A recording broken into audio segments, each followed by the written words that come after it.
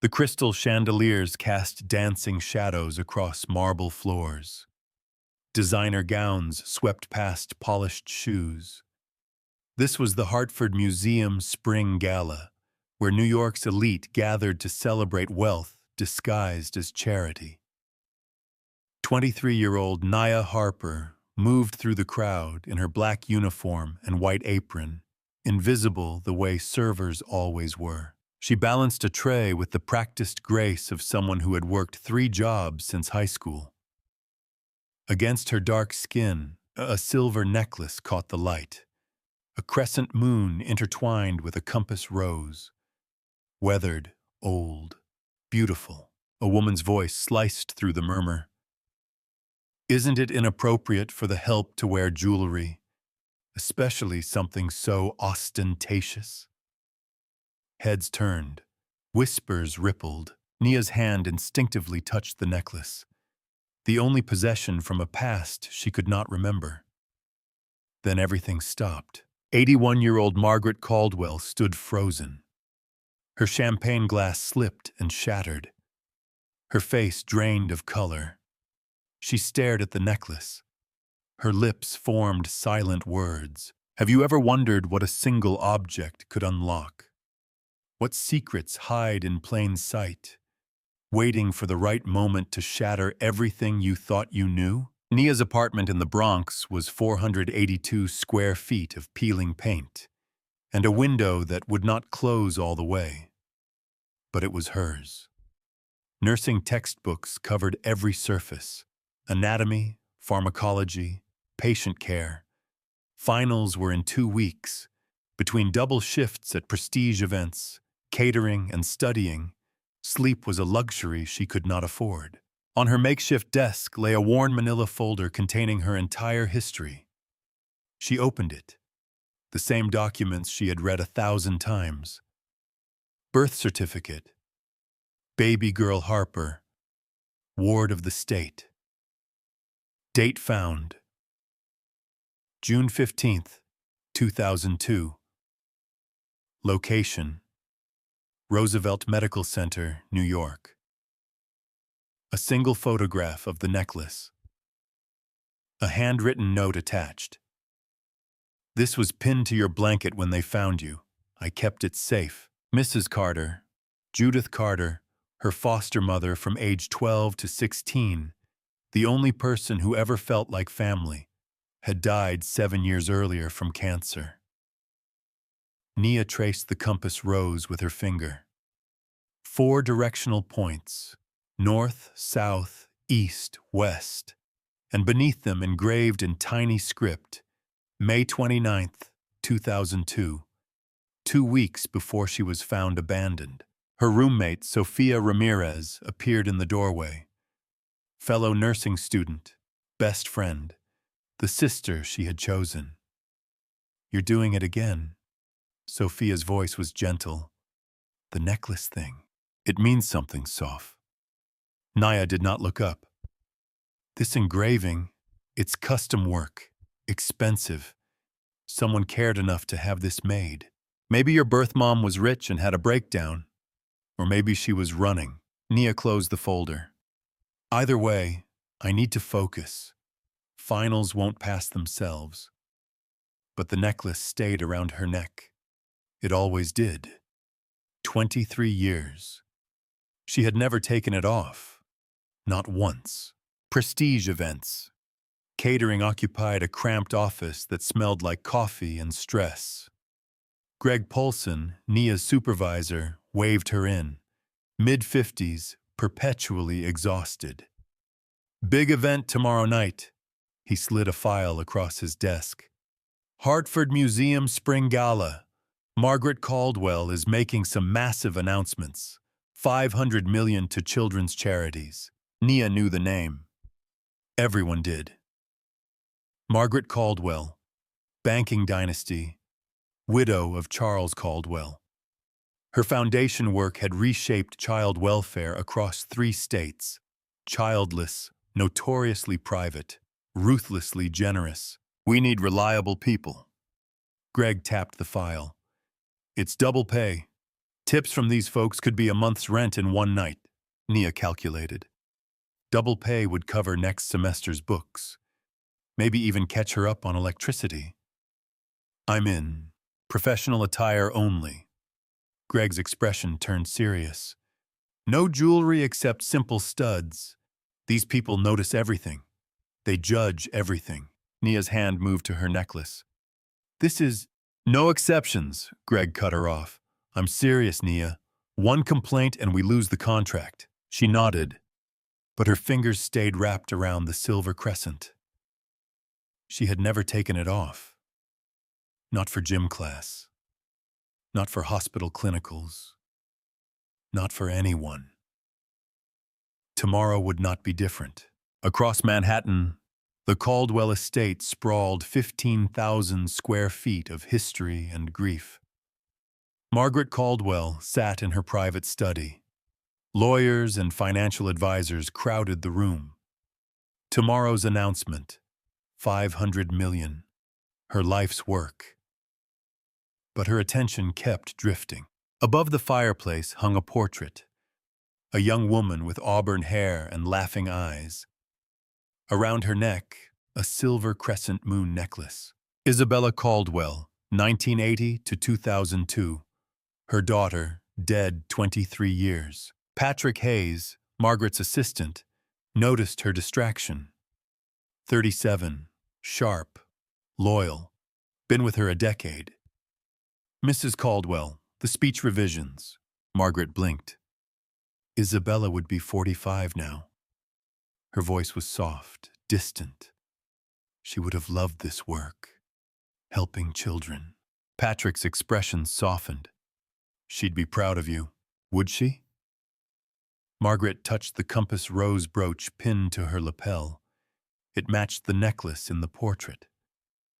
I couldn't save her. I couldn't even save her baby. The room went quiet. Everyone knew the story, the tragedy that broke Margaret Caldwell. Isabella, 7 months pregnant, car accident, brain dead by morning. The baby had not survived the emergency surgery. Margaret buried them both, mother and child. June 2002. The necklace disappeared that night. Isabella's personal effects at Roosevelt Medical Center, gone despite private investigators, despite a $50,000 reward. Gone like her daughter, like her grandchild. Gone. Patrick cleared his throat. The gala tomorrow. It's about moving forward. Is it? Margaret looked at the portrait, at the necklace frozen in oil paint. Or is it about pretending the past doesn't haunt us? She had commissioned that necklace in Florence, May 2001. Mother-daughter trip. 2 matching pieces.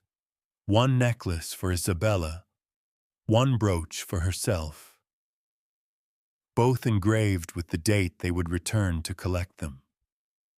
May 29th, 2002. They never made that trip. Isabella died June 12th, 2002.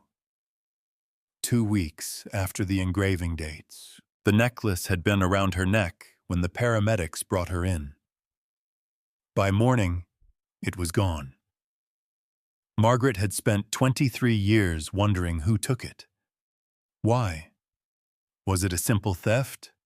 Or something darker? Tomorrow night, she would stand before New York's elite and talk about hope, about giving children a future. She would smile. She would inspire. She would pretend her heart was not a graveyard. Because that was what you did when you were Margaret Caldwell. You survived. 2 women, 2 lives, 1 lost object. Tomorrow night, fate would force them into the same room, and nothing would ever be the same. Moments after the champagne glass shattered, security moved fast. 2 men in black suits appeared beside Margaret. Patrick rushed through the crowd, but Margaret did not move, could not move. Her eyes stayed locked on Nia on the necklace. The ballroom fell silent. 500 of New York's wealthiest held their breath, watching a billionaire stare at a server. Margaret's voice broke the silence, barely a whisper, but it carried. "Where did you get that necklace?" Nia's heart hammered. Every eye was on her, judging, assuming. She had been in this position before, always an outsider, always suspected. "It's mine." Her voice was steadier than she felt. "I've had it since I was a baby." "That's impossible." Margaret took a step forward, her hands trembling. "I had that necklace made.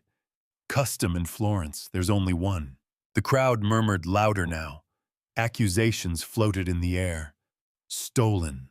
Must be stolen." A woman stepped forward, mid-40s, perfectly tailored dress, a smile that did not reach her eyes. Rebecca Caldwell, Margaret's daughter-in-law by marriage to her late nephew. "Mother Margaret," Rebecca's voice dripped with concern. "Perhaps we should discuss this privately. I'm sure there's a reasonable explanation." Her tone said there was not. But Margaret ignored her and moved closer to Nia. Her eyes were desperate, hungry, seeing something no one else could see. "May I?" Margaret's hand reached out, stopped inches from the necklace. "Please." Nia wanted to run, to disappear like she had learned to do her whole life. But something in Margaret's eyes stopped her. Not anger, not accusation. Grief. Raw. Devastating. Ancient. Nia nodded. Margaret's fingers touched the silver, traced the compass rose, found the engraving on the back. Her breath caught. May 29th, 2002. Margaret's knees buckled. Patrick caught her. "It's real. Isabella's necklace." 20 minutes later, in a private room off the main hall, Nia sat across from Margaret. Patrick stood nearby. 2 others had joined them. Detective Raymond Costa, 62, NYPD, semi-retired but on the Caldwell family retainer, and Dr. Miriam Okafor, family reunification specialist and lawyer with sharp eyes that missed nothing. "I'm not pressing charges," Margaret spoke first. Direct. "I need to understand how you have that necklace." Nia's hands gripped her knees. "I was abandoned. Infant. Outside Roosevelt Medical Center. June 15th, 2002. The necklace was pinned to my blanket. That's everything I know." The room temperature dropped. Margaret's face transformed, color draining, hands shaking harder. "June 15th, Roosevelt Medical. According to my intake papers, yes." Patrick and Detective Costa exchanged looks. Costa spoke carefully. "Mrs. Caldwell's daughter, Isabella, died June 12th, 2002, at Roosevelt Medical Center." The words hung in the air. Impossible, terrible, true. Dr. Okafor leaned forward. "Miss Harper, do you have medical records, birth documentation?" "Just what the state gave me." Nia pulled papers from her purse. Always carried them. Her entire identity in a folder. Generic birth certificate. No parent names. No history. Margaret's hands shook as she removed her compass rose brooch. She placed it on the table beside Nia's necklace. They were unmistakably matched. Same metalwork. Same patina. Same tiny maker's mark underneath. A.F. Alessandro Ferretti, Florence. The jeweler Margaret had commissioned in 2001. Isabella was 7 months pregnant when she died. Margaret's voice fractured, broke. "The doctors told me the baby didn't survive. Emergency C-section. Too much trauma. They showed me. They said it was over." Silence crashed through the room. Detective Costa cleared his throat. Mrs. Caldwell, if you're suggesting, I'm not suggesting. Margaret's business voice surfaced, sharp, commanding. I'm stating facts. My daughter died at that hospital. 3 days later, a black infant was found abandoned at that same hospital, wearing my daughter's necklace. I want to know what happened. Nia's world tilted, spun. Are you saying I might be? I'm saying we need DNA tests. Margaret's eyes met hers, immediately. 4 hours later, at a 24-hour medical lab in Manhattan, cheek swabs, labels, chain of custody forms, expedited processing that cost more than Nia made in a month. Margaret paid without blinking. While they waited, Detective Costa opened his laptop. 23 years of digital archives from Roosevelt Medical Center. June 12, 2002. Costa read aloud. Isabella Caldwell, admitted 11:47 p.m. motor vehicle accident, severe head trauma, passenger side T-bone collision at intersection of... Skip the delivery. Margaret's voice was tight, controlled. Emergency C-section performed at 1:23 a.m. due to fetal distress. Costa's frown deepened. Official record states infant female delivered stillborn at 1:51 a.m. Mother expired at 2:40 a.m. from cerebral hemorrhage. Margaret closed her eyes, reliving the worst night of her life. Costa continued. June 15, 2002. Infant female found by maintenance worker Lewis Washington at 6:20 a.m. near the ER entrance. Estimated age 3 to 4 days. The preliminary exam showed good health, no distress. The baby had one distinguishing mark. He paused.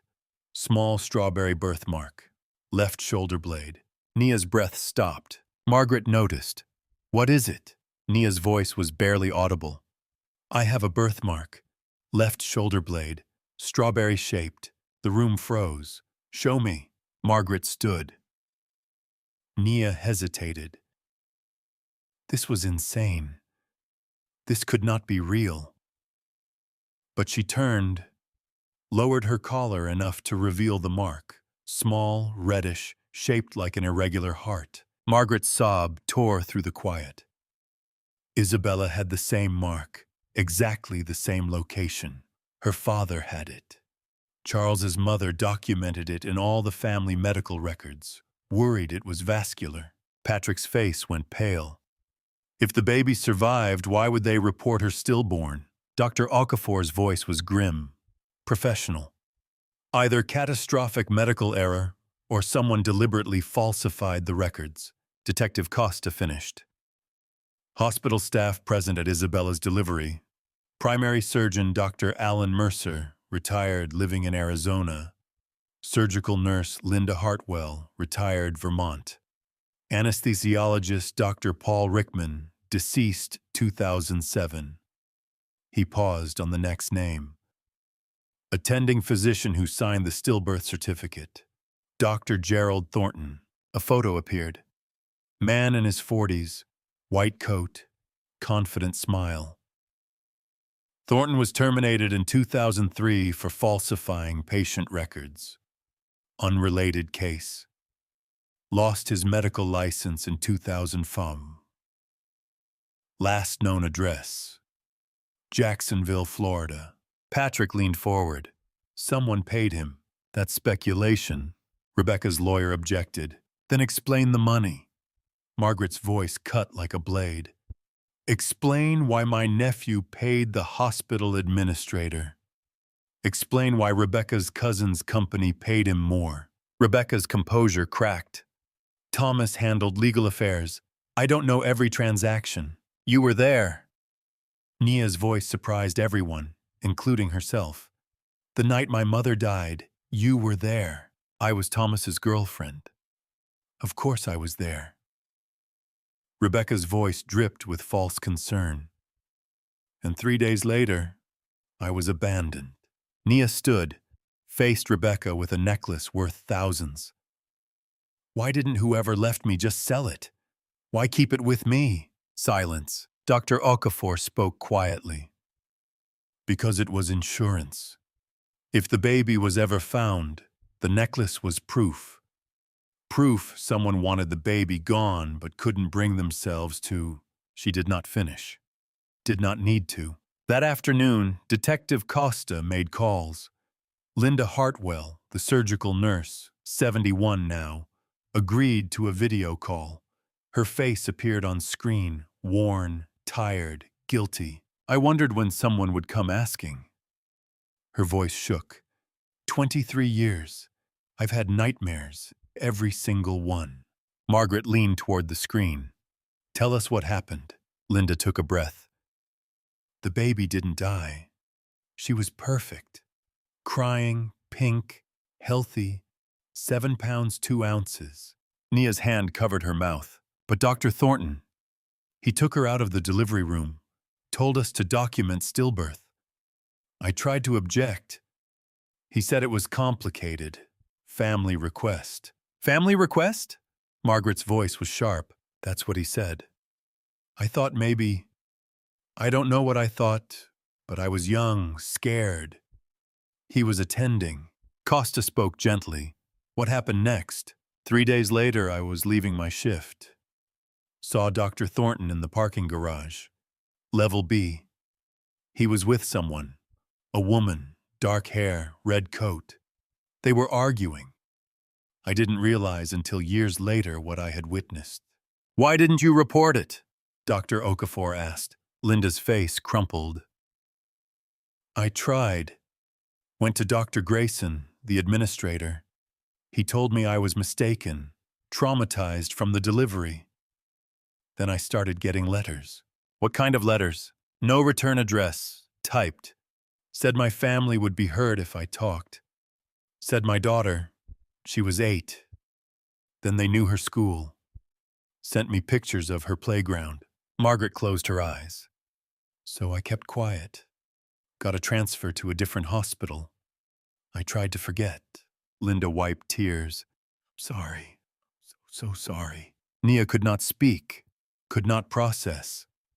They had thrown her away, threatened a woman into silence, all for money. Detective Costa paused the recording. Linda, the woman you saw, the red coat. Can you describe anything else? Expensive, designer, Burberry maybe. And she was tall, confident, moved like someone used to giving orders. Patrick's face went white. Rebecca had a red Burberry coat in 2002. I remember because Thomas bought it for her, Christmas 2001. All eyes turned to Rebecca. She was pale, shaking. Thousands of women own red coats. This is absurd. Take a polygraph. Margaret's voice was cold, merciless. If you have nothing to hide, I don't have to prove my innocence. Actually, her own lawyer said quietly, given the evidence, you might want to cooperate. Even he saw it. That night, in Margaret's study, Nia could not sleep. It was 3 a.m. She was in the guest house. Margaret had insisted she stay. 24-hour security outside. Her phone buzzed. Text from Sophia. You okay? Saw the news. This is insane. The media had found out. Of course they had. Nothing stayed secret in New York. Headlines everywhere. Caldwell heir found after 23 years. Baby stolen or abandoned. Billionaire's lost granddaughter raised in foster care. Nia did not respond. Could not find words. Another text. Unknown number. Stop asking questions. You survived once. Don't test your luck. Her blood went cold. She screenshot it.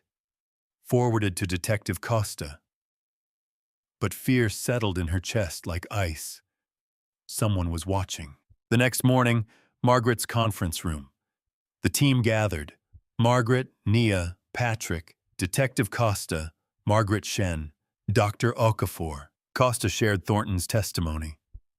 The room listened in grim silence. The voicemail. Margaret spoke. A woman's voice. European accent, that's specific. Patrick pulled up files. Rebecca Caldwell, born Rebecca DuPont. Father French-American. Mother Swiss. Rebecca spent summers in Geneva as a child. She has a slight accent when she's tired or angry. Margaret's face hardened. Circumstantial. We need more. I'm working on it. Costa opened his laptop.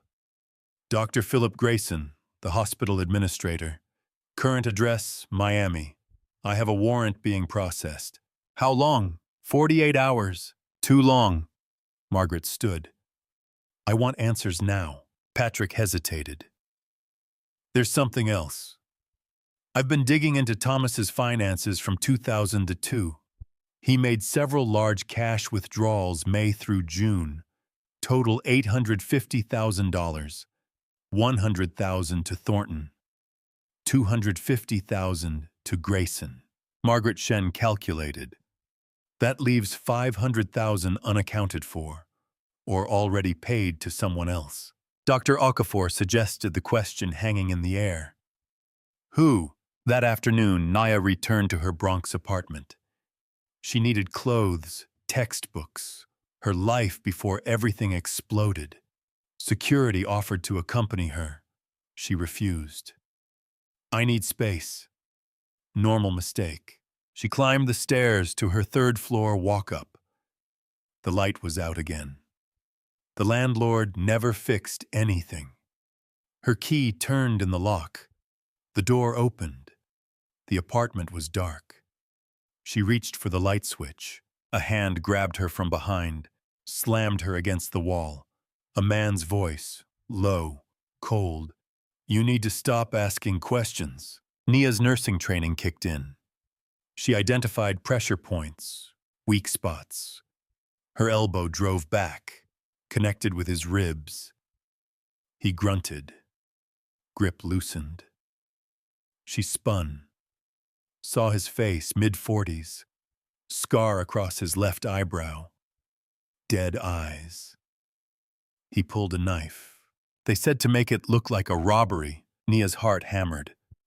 She was 3 feet from her door, 10 feet from the stairs. He lunged. She dropped, rolled. His knife hit the wall where she had been. She ran down the stairs. He was behind her. Heavy footsteps, getting closer. Second floor, first floor, lobby. She burst onto the street, screaming. People turned. The attacker stopped at the door, saw witnesses, vanished back inside. Nia collapsed on the sidewalk, shaking. A woman called 911. 2 hours later, at the police station, Detective Costa reviewed security footage. The camera had caught the attacker entering Nia's building. Facial recognition ran. Keith Mallory. Costa pulled up a file. Private security contractor. Worked for corporate intimidation firms. Specialty, making problems disappear. Who hired him? Margaret demanded. She had arrived within minutes of hearing about the attack. Whitmore Industries Security Division. Payment authorized 3 days ago. Patrick pulled up the approval code. His face went pale. Rebecca's digital signature. Margaret's rage was quiet, controlled, deadly. Arrest her now. We're working on it, Costa said. But Mallory disappeared. Without him, it was harder to prove. His phone rang. He answered, listened. His face changed. Keith Mallory was found dead in his apartment an hour ago. Single gunshot. Apparent suicide. The room went silent. That's not suicide, Patrick said what everyone was thinking. That's tying up loose ends. Nia sat in the corner, processing. Someone had tried to kill her, then killed the killer to cover tracks. Margaret sat beside her, took her hand. You're staying at the estate. No arguments. Nia did not argue, could not. That night, a phone call. Detective Costa's phone rang. Unknown number. Detective Costa, a man's voice. old, weak. My name is Father Michael Reyes. I'm a priest. Hospice care at Mount Sinai. I've been following the Caldwell case in the news. How can I help you, Father? It's what I can help you with. The priest coughed. I'm dying. Heart failure. Weeks left, maybe days. I need to speak with Mrs. Caldwell. It's about Thomas, her nephew. Costa sat up straight. What about Thomas? He came to confession. 2019. Days before he died. He was tormented. Couldn't find peace. Father, the seal of confession. Thomas asked me to break it if the truth ever came out. He gave me written permission, signed, notarized. The priest's breathing labored. He told me what he did, all of it, but he wasn't the one who planned it. Costa's pulse quickened. Who planned it? Someone Isabella trusted. Someone she loved like a sister. The priest paused. He gave me a name, Dr. Naomi Carter. The world stopped. Isabella's best friend. Costa could barely speak. Thomas said she came to him in May 2002. Told him Isabella's baby would ruin both their lives. She had a plan. Contacts at the hospital. All Thomas had to do was provide money and stay quiet. Costa stood pacing. Why would Naomi Carter want Isabella's baby gone? Money. Debts. Desperation. Father Reyes coughed again, harder. Thomas said Naomi was the one who arranged everything, paid everyone, threatened everyone. He just provided the money and looked the other way. The name dropped like a bomb. Dr. Naomi Carter, Isabella's best friend, maid of honor at her wedding. The woman who had held Margaret's hand at the funeral. Detective Costa pulled up files. Within minutes, her life spread across his screen. Naomi Carter, now 46, psychiatrist, private practice on Manhattan's Upper East Side. Successful, wealthy, respected, but 2002 told a different story. Columbia University roommates, Isabella and Naomi, 1998 to 2002. Inseparable. Every photo showed them laughing, arms linked, sisters by choice, until money destroyed everything. Costa dug deeper. January 2001, Naomi married Marcus Carter, hedge fund manager, worth $40 million. March 2001, Marcus filed for divorce. Cause, infidelity. His infidelity. New girlfriend, Patricia Lowe, 26, former assistant. The divorce was brutal. Marcus's lawyers argued Naomi contributed nothing to his wealth. Prenuptial agreement gave her minimal settlement. $200,000. That was it. Naomi fought back. Isabella testified as a character witness, spoke about Naomi's support during Marcus's business ventures, her sacrifices. It did not matter. The judge sided with Marcus. January 2002, divorce finalized. Naomi got $200,000 and crushing legal debt. But here is where it got interesting. April 2002, 2 months before Isabella died. Isabella co-signed a loan for Naomi, $2 million, using Caldwell Foundation funds as collateral. Margaret never knew. She forged my signature. That loan was never authorized. Margaret's voice shook with rage. Margaret Shen confirmed. If Isabella died and her heir was eliminated, the loan would be written off as a bad debt. Naomi keeps the money. No one asks questions. Patrick pulled up more records. June 26, 2002. Marcus Carter died. Boating accident. Hamptons. Investigation ruled it accidental. He was drinking, fell overboard, drowned. 2 weeks after Isabella died. Dr. Okafor noted, Patricia Lowe contested the will. Marcus promised to change it, but without proof, and with Naomi as the previous beneficiary, courts awarded Naomi the full estate through a legal loophole. Costa did the math. 45 million from Marcus, 2 million from Isabella, all within 1 month. And all she needed was for Isabella and the baby to disappear. Nia's voice was hollow. The pieces fit. Perfect. Terrible. True. Detective Costa made a call. Dr. Naomi Carter, this is Detective Raymond Costa, NYPD. I'd like to ask you some questions about Isabella Caldwell. Silence on the line. Then, I heard about Nia. It's wonderful. Margaret must be overjoyed. Her voice was smooth, practiced, but there was something underneath. Fear. Would you be willing to come to the station? Clear up some timeline questions. Of course. Though I'm not sure how I can help. That was 23 years ago. You remember it well enough? Another pause. Isabella was my best friend. You don't forget losing someone like that. No, Costa's voice hardened. You don't. They arranged a meeting tomorrow, 2 p.m. Naomi agreed too easily, like she had been expecting this. That night, Margaret could not sleep. She sat in her study looking at photos of Isabella and Naomi. Birthday parties, graduations, holidays. In every photo, Naomi was smiling. Perfect teeth, perfect hair, perfect mask. How had Margaret missed it? The envy, the resentment, the rage hiding behind friendship. Patrick entered quietly. You couldn't have known.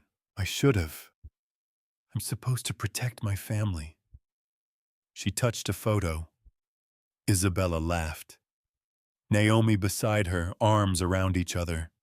She murdered my daughter, stole my grandchild, and I invited her to the funeral. Patrick had no response. Some betrayals were too deep for words. The next day, 2 p.m. Police station. Dr. Naomi Carter arrived 15 minutes early. Designer suit, Hermes bag, lawyer in tow, Douglas Wainwright, expensive, ruthless. She saw Margaret in the conference room. Her mask slipped for half a second, then reconstructed. Margaret, it's been too long.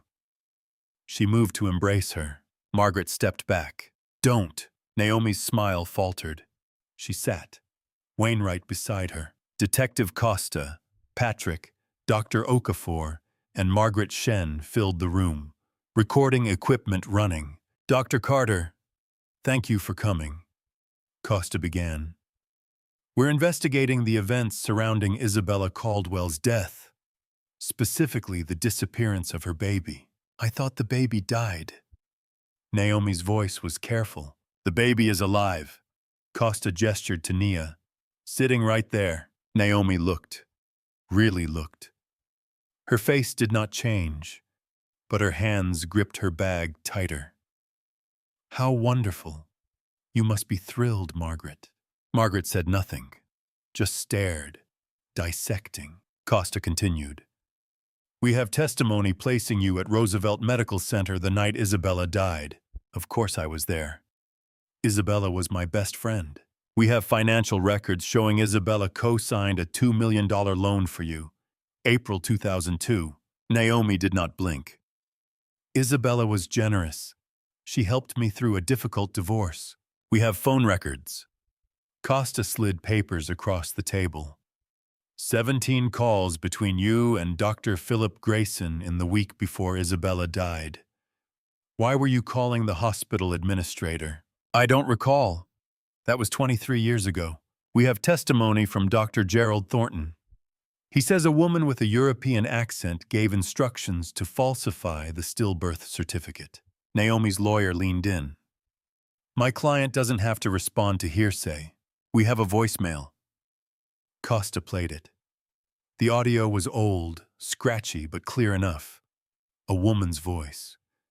"Tell Grayson it's done." Then she hung up.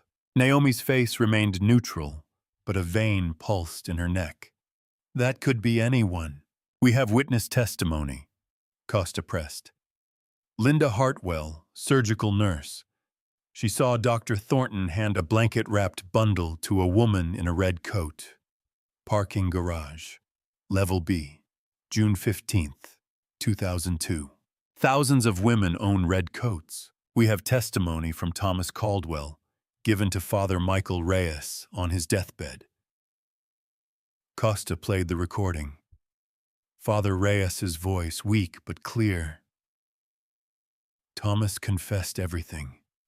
He said Naomi Carter came to him in May 2002, told him Isabella's baby would ruin both their lives. She had a plan. Contacts at the hospital. All Thomas had to do was provide money and stay quiet. The room went silent. Naomi's mask cracked just slightly. Thomas was dying, delirious. "This is inadmissible." "Actually," Margaret Shen said, "Thomas signed a notarized statement giving Father Reyes permission to break the seal of confession if the truth emerged. It's admissible," Wainwright whispered urgently to Naomi. She shook her head. Costa leaned forward. "Your ex-husband Marcus died 2 weeks after Isabella. Boating accident. Hamptons. Investigation ruled it accidental. We reopened that investigation. Found a witness. Boat mechanic Carl Jennings. He was paid $50,000 to tamper with the safety equipment." He slid a photo across. Jennings signing a sworn statement. "He identified you as the woman who hired him." Naomi's breathing quickened. "This is a setup. You're trying to frame me because you need someone to blame. We have bank records." Patrick spoke now. 3 cash withdrawals from your account. May 2002, totaling $150,000. The same week Thornton and Grayson were paid. Circumstantial. We have a motive. Margaret finally spoke, voice like ice. "You were drowning in debt. Isabella had everything you wanted, and her baby stood between you and $45 million. Naomi's eyes flashed. Rage, pure, unfiltered. "You have nothing. Speculation and coincidence. We have enough to arrest you." Detective Costa stood. "Dr. Naomi Carter, you're under arrest for conspiracy to commit kidnapping, fraud, and conspiracy to commit murder." Wainwright shot to his feet. "This is outrageous. You'll be hearing from—" But something broke in Naomi. 23 years of pretending, of hiding, of fear. It shattered. She stood, pushed Wainwright aside. "You want the truth?" Her voice rose. "Fine. Yes, I did it. All of it." Wainwright grabbed her arm. "Naomi, stop talking." She shook him off. "Isabella had everything. Money, family, love, and she was going to waste it playing Mother Teresa. That baby would have inherited billions while I had nothing." Margaret stood, hands shaking with rage. "So yes," Naomi was screaming now, "I convinced Thomas to help me. Yes, I paid Grayson and Thornton. Yes, I told them to abandon the baby because I couldn't risk her growing up and asking questions." She looked at Nia, eyes cold. "You survived. You're fine. You're about to inherit billions. So what's the problem?" The room was silent, stunned. Margaret stepped forward, voice quiet, devastating.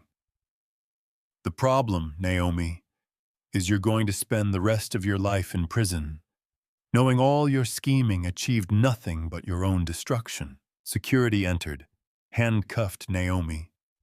As they led her away, she was still screaming. Isabella didn't deserve that fortune. She was going to waste it on charity, on strangers. I was smarter. I deserved it. The door closed. Silence crashed down. Nia realized she was crying. Margaret's arm wrapped around her. Justice is served. Outside the courthouse, reporters swarmed. Margaret made a brief statement. My granddaughter was stolen 23 years ago by people I trusted. Today, justice affirmed that cruelty will not go unpunished. We ask for privacy as we heal. Nia spoke quietly to every foster child, wondering if you matter. You do. Your story matters. Don't let anyone tell you otherwise. The crowd erupted in support. They walked to the car hand in hand, grandmother and granddaughter. The past could not be changed, but the future was theirs to write. 6 months later, Nia walked through the Caldwell estate gardens. Morning sun filtered through oak trees. Birds sang. Peace she had never known existed. She lived in the guest house now, a compromise. Margaret wanted her in the main house. Nia needed space, independence. They were learning slowly. Margaret wanted to give everything: clothes, cars, vacations, make up for 23 lost years in 6 months. Nia wanted to earn her own way, finish what she had started, prove she was more than a lost heir. They clashed often, but they were trying. Last week, Nia's nursing school graduation. Margaret sat in the audience, front row. Tears streamed as Nia crossed the stage. Degree earned through her own work, her own sacrifice, not family connections, not money, her own hands. Afterward, Margaret hugged her, whispered, Isabella would be so proud. Nia held on tight. I wish I'd known her. You have her strength, her heart, her stubborn determination. Margaret smiled through tears.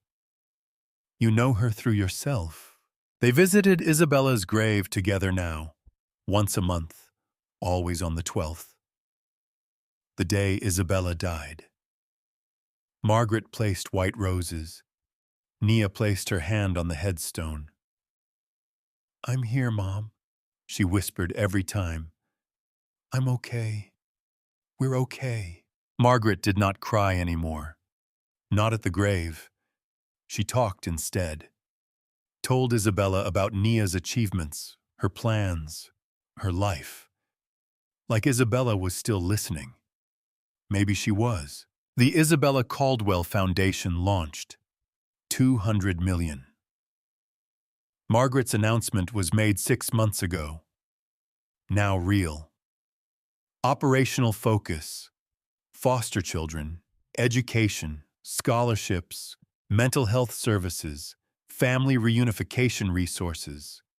Nia served on the board, used her experience, her pain, to help others. At the first meeting, she presented data, statistics, plans. Every year, 20,000 kids age out of foster care. No family, no support. We're going to change that. The board approved every proposal. Sofia Ramirez was the first scholarship recipient. Full ride to Columbia's nursing graduate program. She hugged Nia after the announcement. You did this. We did this, Nia corrected. We're not letting anyone else feel forgotten. System changes rippled outward. The Nia Harper Act passed the New York State Legislature. Required DNA banking for all abandoned infants, comprehensive database cross-referencing, family connection protocols, Roosevelt Medical Center restructured completely, new protocols, multiple verifications for any infant death certificate, independent review required. Detective Costa headed a new task force investigating hospital fraud, adoption corruption. They had identified 12 suspicious cases already. Dr. Okafor published a book, Stolen Childhoods: How Medical Corruption Destroys Families. Required reading in medical ethics programs nationwide. Change was happening because of Nia's story. The civil lawsuit settled. $45 million from Naomi's estate, Roosevelt Medical Center, co-conspirators. Nia's portion, 30 million. She donated every penny, foster care reform, medical oversight programs, legal aid for family reunification. I don't need guilt money, she told reporters. I need to make sure this never happens again. Margaret watched the press conference. Pride overwhelmed her. 1 year after the gala, Nia worked her first shift. Registered nurse, Roosevelt Medical Center, NICU. Margaret argued against it. Too many painful memories. Too much trauma. Nia insisted. This is where Mom died, where I was stolen. But it's also where sick babies get saved every day. I want to be part of healing. She tended to a premature infant, monitoring vitals, adjusting IVs, speaking softly to terrified parents. During lunch, Margaret visited, brought homemade sandwiches, only slightly burnt. They ate in the cafeteria, surrounded by chaos, beeping machines, rushing staff. It felt normal, not perfect, not without pain, but real. Nia touched her necklace, now accompanied by a compass rose bracelet Margaret had given her, inscribed with both their names. You know what's funny? Nia said. What? I spent my whole life feeling lost, like I didn't belong anywhere. She looked at Margaret. Now I realize I was never lost, just stolen, and you never stopped looking. Margaret's eyes filled. I didn't know I was looking, but my heart knew something was missing. They sat in silence, comfortable, complete. Nia Harper was abandoned as an infant, labeled unwanted, told by society she did not matter. For 23 years, she fought to survive in a world that discarded her. But a single necklace, a mother's final gift, became the thread that unraveled a conspiracy, restored a family, exposed corruption. The villains were behind bars. The system was changing. Justice prevailed.